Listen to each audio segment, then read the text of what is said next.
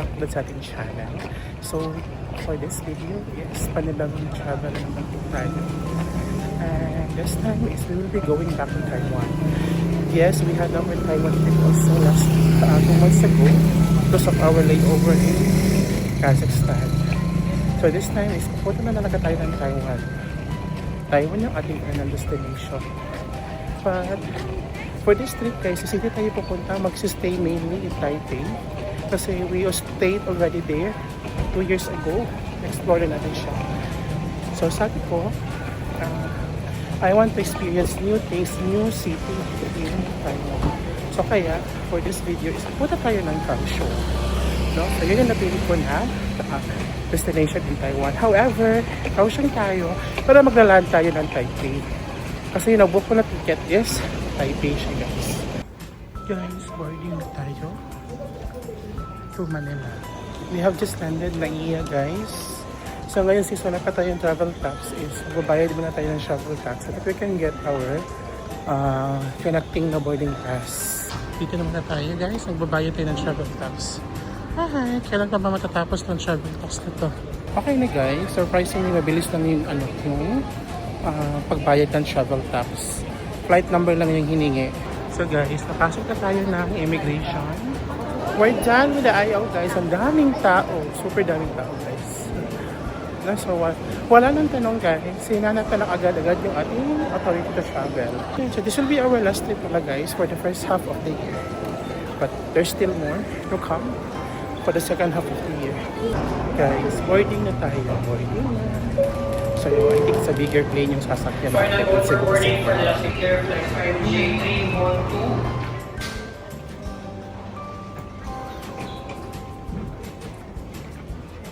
Guys, we have just landed in Taipei, Taoyuan International Airport.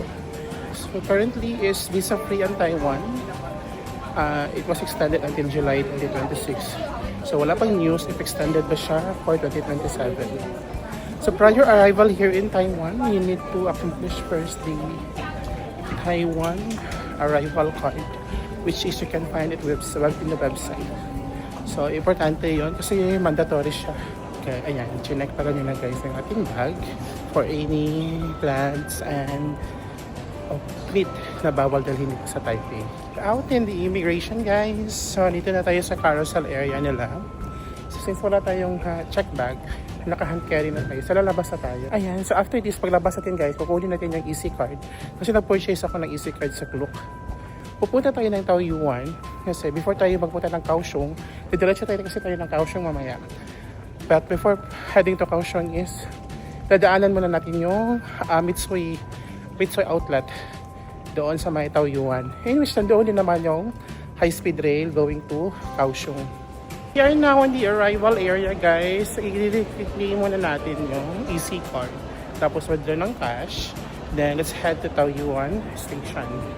So ayan guys, doon yung arrival area. Nasa south siya guys, south meeting point na part. Doon natin kukunin yung ating EC card. Tapos dito tayo mag-withdraw. I remember before the first time I went here in Taiwan is meron pa silang lucky star, something like that, parang raffle. If mananalo ka, mayroon kang mga freebies na makukuha. So ngayon wala na siya. So I missed that part. Ito tayo sa Unite Traveler.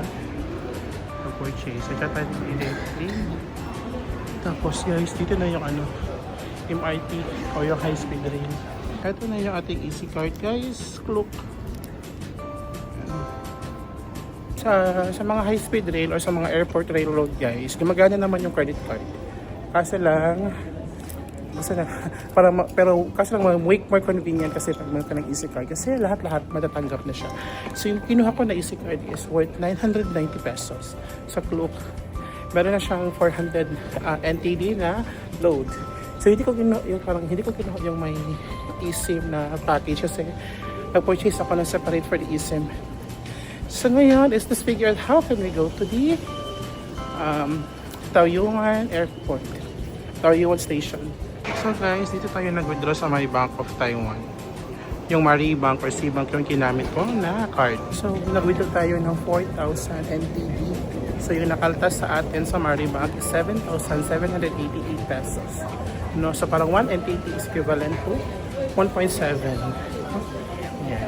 So hindi tayo gumamit ng GCash kasi meron na siya charge na 0.5%. Right now, since 11 pa naman yung open ng Mitsui outlet, is kain muna tayo dito sa food court.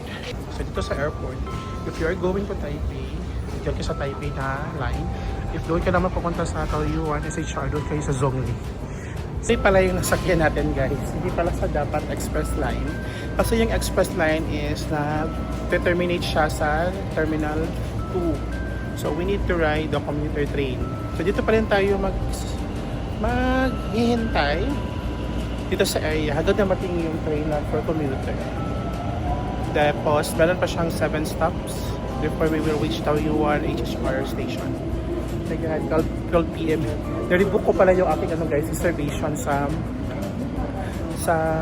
HHR. Ginawa ko na siyang 12 noon. Pero parang matatagalan yata tayo. Saan ito? Yan guys, paparating na yung commuter train natin. So ito yung sasakyan natin. Yung kulay blue. Ayan, kulay blue na siya. So commuter train tayo. Sa commuter train tayo.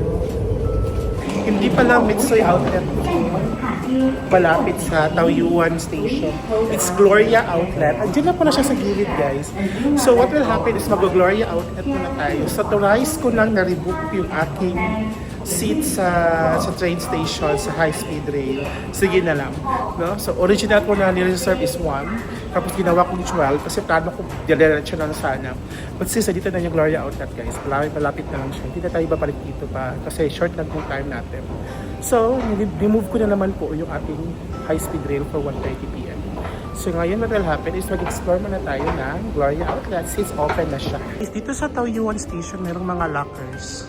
Pwede kayong mag-rent dyan. Teka, let's check kung magkano ba siya. Kasi sa Taoyuan Airport, meron din siya. Dito is $40 lang yung 3 hours. $30 for ano siya ha, for small. Ano for large is $40 siya. $60. So dito na tayo sa exit. Exit tayo guys ha, kasi yung HHR is nasa baba. Is paglabas mo dyan na yung Taoyuan high-speed rail. Taiwan high-speed rail. Then dito yung Gloria Outlet. So sa Gloria Outlet muna tayo. Let's spend some I think 1.5 hour here. Let's check what we can buy. This first store agad is Under Armour. May Under Armour kasi ako before na shoes. Nakabili ako ng isa in the US. But here, let's check kung magkano siya, kung mura lang ba. Puro damit naman pala. Ayun, may mga shoes. Guys, parang may promotion sila up to 70% off. I think pag tatlo yung bibilhin mo, may 30%, 70% off. So yung mga stores guys na makikita natin sa Gloria Outlets. Yeah. May Ralph Lauren. So, hahanapin natin yung ano guys, yung NB. May Converse dito. Actually, ako maka-Converse ako before. But I already shifted to on. Then, sa unahan guys, meron ding Vans. Yan, may Vans din. Guys, dyan tayo bumaba kanina. Doon sa pinantahan natin, doon banda, phase 2 na pala yun. Then, dito tayo sa may left side is yung phase 1. So, dito yung mga branded shoes. Ayun, nakikita ko na yung Hoka. Hindi ko na flag. O, dito sa face out na Columbia, dyan sa gilid ng Puma. May Puma din dyan, guys. Doon sa unahan may Hoka. Then, Timberland. Tapos dito na yung New Balance. Dito tayo sa New Balance. Check na naman natin yung prices. Dito tayo sa loob ng New Balance. Ayan. So, ito yung mga pricing nila. 3.6 in NTD ha. Mostly lahat dyan nasa 3.6 na mas sa mga 7,000 pesos. Ayan. Maraming mga magagandang design dito guys. Just like this. How much? Hey, this one is 6,000 NTD. So, 12K. 12 to 13K pesos na sa atin. Ayan. We're out at the Gloria Outlets. Wala tayo nabili guys. Sige na lang, no? So it's almost 1 p.m. na. So 1:30 yung ating na-book na train. So we need to catch that. So we still have another shopping naman gaganapin doon sa Kaohsiung tsaka sa Taipei. So baka na makita tayong shoes doon. Kasi yung hanap ko kasi ng shoes is pwede siya pang school, duty works. Yung all black talaga. Guys, sa baba yung ticket area na which is our train. However, meron na tayong ticket na pinurchase natin sa Klook. So atin na lang siyang area redeem. Kung wala ka pang ticket guys, you go here. Dito tayo sa advance purchase. Check natin dito. Kasi nag-purchase na tayo sa Klook. So ipapakita lang natin yung voucher code natin. If na-purchase ka ng ticket sa Klook guys, you need to reserve it on the website. Then here's the 110 to 1. 110, yeah. Let's go. Tapos, dito mo lang siya i-redeem sa my tickets counter. Yes, for you? This one is okay? Yes. Travel one. Yeah, I have it here already. No, so yung kinuha lang natin guys, kinuha lang nila is yung passport. Kasi nakalink yung ating ticket doon sa passport natin. So wala nang QR code also. Tapos pina-change ko na naman yung time. From 1:30 is naging 1 p.m. na naman siya. So dito na naman siya na banda. So grab muna tayo ng little snacks kasi 2 hours na trip. So wala tayong kakainin sa train. Ayan, so nakabili tayo ng bread sa 7-Eleven guys. Kasi yung trip is almost 2 hours siya. So, pagkatapos ko ng ticket doon guys, scan lang siya sa code. Then you have to check sa ticket yung anong car, yung sasakyan mo. Tapos, kung ano din yung seat number, nakalagay na kasi doon. Ayan. So yung car natin is 7 to 12. Nasa ano tayo? Zoe, platform 1. Yeah, nasa platform 1 tayo. So dito tayo sa platform 1. Then, yung 7 to 12 is non-reserved seats. So, since sa 8 tayo, dito tayo sa may 7 to 12. Yung reserved naman is nasa 1 to 6. Since Zuying tayo guys. So yung Zuying is southbound siya. So doon kayo pupunta sa southbound platform. Baka mapuntahan nyo yung northbound. Tsaka na. Yan. So since nasa platform 1 tayo, so dito tayo dadaan sa platform. Ayan yung ano natin guys. Yung ating train number 69639 then 110. Yep. Tapos sa car 8 tayo sasakay. So dito na tayo, bababa tayo. So we are on the right track guys. Nakakatakot yung platform nila dito. Walang harang. Na-imagine ko tuloy yung platform sa New York. Na walang mga harang sa anytime baka may tumulak sa iyo. Just kulod yung anxiety natin. Naaalala ko tuloy yung trip natin sa New York. Oh my God. So dito na tayo sa platform 8. Non-reserved seat pala yung nakuha natin. So paunahan na ito guys. I was wrong again guys. Nasa reserved seat pala tayo. May seat number pala tayo. Yan yung ko lang nabasa na reserve pala yan. Dito na platform. So good thing kasi hindi tayo maaagawan ng upuan. So yung arrival ng train is 1:08 pa. So it's still 12:55. So we still have 13 minutes left to wait sa next train. Upo muna tayo. The train has arrived guys. Ayan na yung train. So 2x2 yung configuration niya guys. Nakita.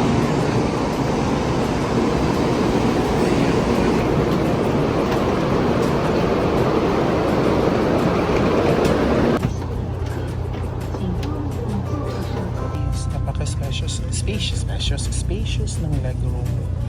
Tapos meron siya 3 table here where you can eat. Very good. Then meron pa siyang packet dito. Then nare-recline yung seat guys. Malis na agad. Perfect. So on time po tayong umalis. So this is a combi. Maganda yung upuan. So the train ride is 1 hour and 35 minutes.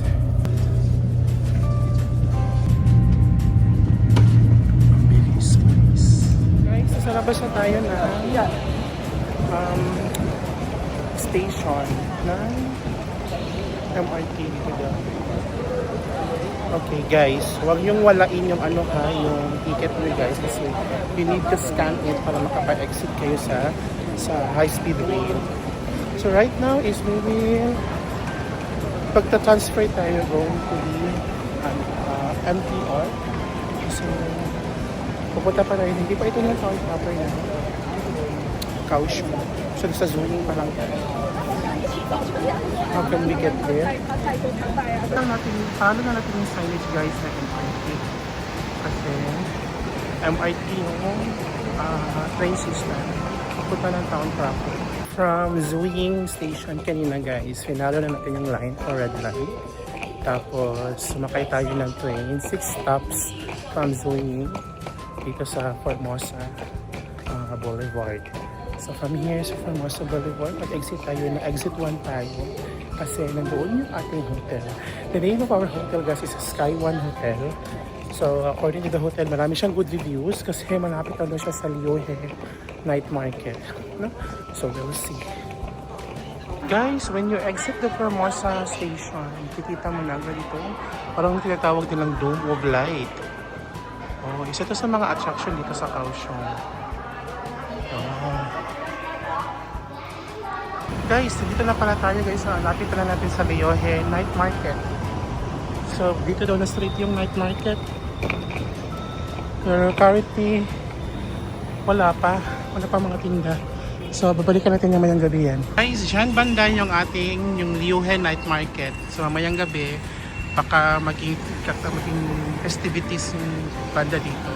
Tapos, dyan lang guys, yung hotel na yan, mahaba. Yan na yung Sky One Hotel. Diyan tayo mag-check-in. That one pala guys. Yan pala yung ating Sky One Hotel. So malapit na din siya sa hotel. Sa building na tinuro ko kanina. So diyan tayo mag-check-in for 2 nights. Finally, we have arrived at our accommodation guys. Look at the accommodation. Hindi ko in-expect na ganito siya kalaki. Look at that. Ito na yung room niya guys. Look at that. Ang spacious ng CR ha. Ayan. May hot and cold shower. Wala nga lang bidet. Well, this is common for Taiwan. Kasi this lang masyadong naglalagay ng bidet. Yung nakita ko sa Agoda is 1 bed lang siya. However, when I arrived here, 2 beds na siya. Parang dinikit lang. No, so very spacious and comfy. To think that this is good for 1 pax lang siya guys ha. Nakuha ko lang ito sa Agoda for only 2,000 pesos. And may option ka din palang mag-avail ng kanilang breakfast which is 100 NTD lang per day. So in-avail ko lang yung isang araw na breakfast. Kasi 7 AM pa mag-open yung breakfast nila. Pagka second day is aalis tayo ng maaga so baka hindi ko siya ma-avail. So, mag-freshen up muna tayo at patulog sandali. Tapos lalabas tayo later para i-explore natin yung night market dito sa Kaohsiung. Guys, we're back outside. Unfortunately, umuulan siya. Pero sige lang, pupuntahan pa rin natin yung Liohe Night Market here. Ayan. Medyo pangit yung weather ngayon sa Taiwan. In the month of June, umuulan talaga siya guys.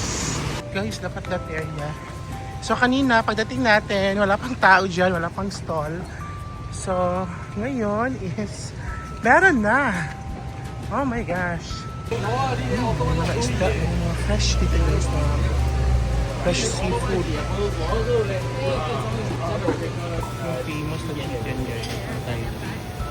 May mga area pa guys, or spot na bakante. Parang hindi wala yata stall kasi maulan. Oh my god, ano to? My pan-fried dumpling. 70 NTD for 15 pieces. Parang may pork pepper bun. Just like in the raw ha. Maraming mga grilled products. The night market guys stretches from over there hanggang dito guys. Isang mahabang street na siya. Pero unfortunately, konti tayong nagtitindag ngayon kasi maulan siya. Tapos kumain tayo dito sa parang maliit na store. Ito yung in-order ko. This is 50 Taiwan. And this one also is 50. So, 100 Taiwan dollar for a meal. Ito na yung dinner natin guys. guys, Taiwan will not be Taiwan without drinking their milk tea. Yung night market guys, open is at 6 p.m. Then, nakaklose siya hanggang 12 midnight. Bili ako ng mushroom. Ng fried mushroom. Okay. Masarap siya. Put it there. 谢谢。 Yun na yung naging gala natin sa Liuhe Night Market. So medyo konti lang yung mga stores nag-open guys because of the bad weather. Yan. However, so may mga food doon na carry lang. May mga food din na masarap yung mushroom guys na nabili ko. Yung last ko nabili ngayon. So ngayon is we will be heading back to the hotel. Mag-rest muna tayo guys kasi 24 hours tayong walang tulog. Tapos bukas is jump pack tayo sa ating full pack na DIY tour. Bukas dito tayo sa city tour ng Kaohsiung. So, this is it for our first part of our Kaohsiung vlog. Let's see each other again in our second video for this Kaohsiung and Taipei vlog. Bye!